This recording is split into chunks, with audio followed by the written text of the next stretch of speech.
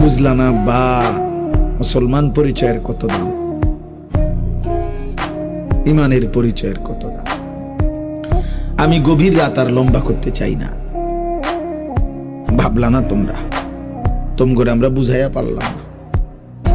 এত মসজিদ, এত মাদ্রাসা, এত আলেম, এত আজান, এত কোরআন, তোমার বাবা দাদা 14 গোষ্ঠী সবাই মুসলমান, চারিদিকে এই সব কিছুকে তুমি বৃদ্ধাঙ্গুলি দেখাইয়া বেঈমান মুশরিকের মতো চুল রাখলা।